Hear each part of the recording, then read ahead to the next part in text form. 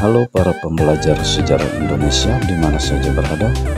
Jumpa lagi dengan saya di Willy Wekling Channel.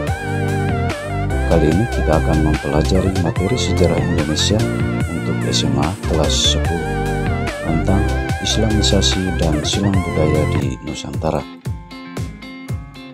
Adapun fokus pembahasan kita kali ini yakni tentang kedatangan Islam ke Nusantara.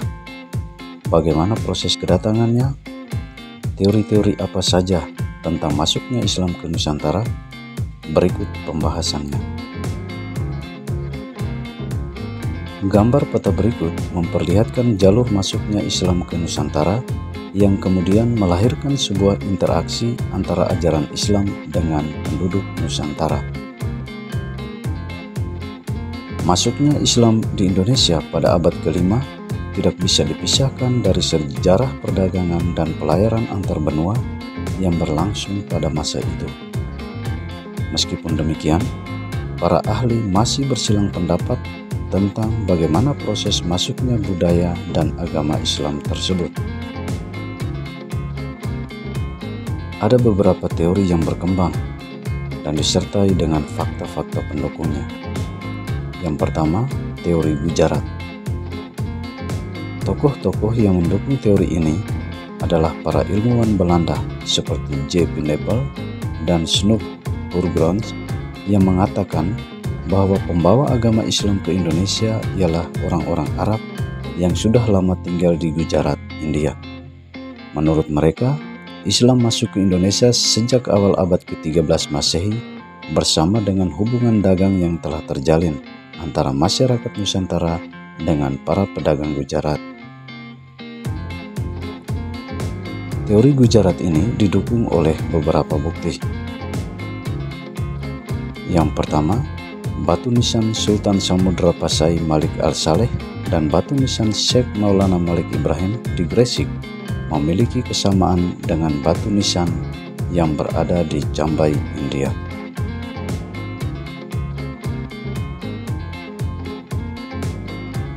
Bukti yang kedua adalah keterangan Marco Polo dari Venesia, Italia, yang pernah singgah di Perlak pada tahun 1292. Ia mengatakan bahwa di Perlak sudah banyak penduduk yang memeluk Islam dan banyak pedagang Islam dari India yang menyebarkan ajaran Islam. Teori yang kedua adalah teori Persia. Adapun pencetus teori Persia adalah Husein Jayadiningrat. Pendapatnya didasarkan pada kesamaan budaya dan tradisi yang berkembang antara masyarakat Persia dan masyarakat Indonesia.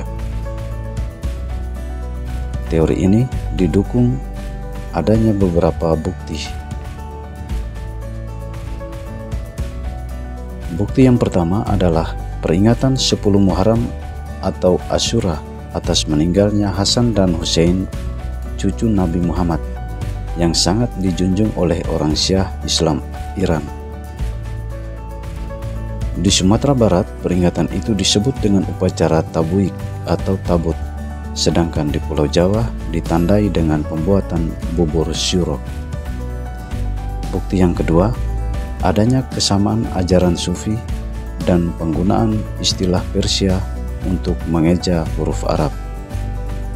Sementara bukti yang ketiga adalah adanya kesamaan seni kaligrafi pada beberapa batu nisan dan adanya perkampungan leren di Giri daerah Gresik.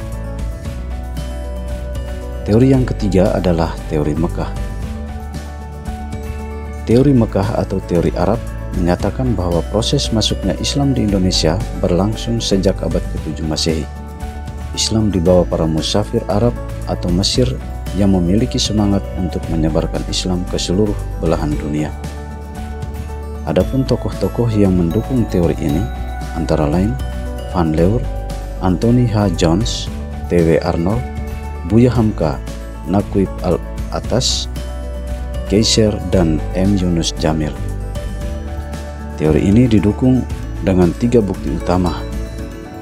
Antara lain, yang pertama, pada abad ke-7 yaitu tahun 674 di pantai barat Sumatera, sudah terdapat perkampungan Islam Arab.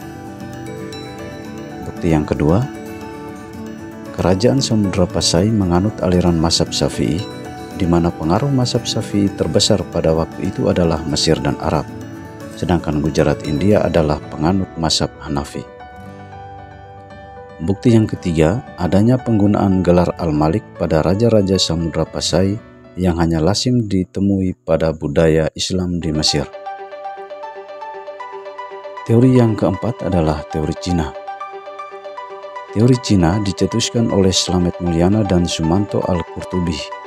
Mereka menyebutkan bahwa Islam masuk ke Indonesia karena dibawa perantau Muslim Cina yang datang ke Nusantara. Teori ini didasari pada beberapa bukti berikut. Yang pertama, adanya perpindahan orang-orang Muslim Cina dari Canton ke Asia Tenggara, khususnya Palembang pada tahun 879 Masehi. Bukti yang kedua, adanya masjid tua berarsitektur Cina di Pulau Jawa. Bukti yang ketiga, raja pertama Demak yang berasal dari keturunan Cina, yakni Raden Patah. Bukti yang keempat, gelar Raja-Raja Demak yang ditulis menggunakan istilah Cina. Yang kelima, catatan Cina yang menyatakan bahwa pelabuhan-pelabuhan di Nusantara pertama kali diduduki oleh para pedagang dari Cina.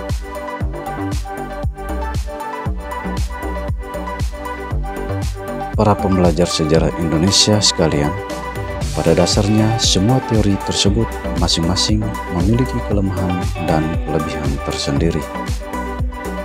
Tidak ada kemutlakan dalam masing-masing teori tersebut.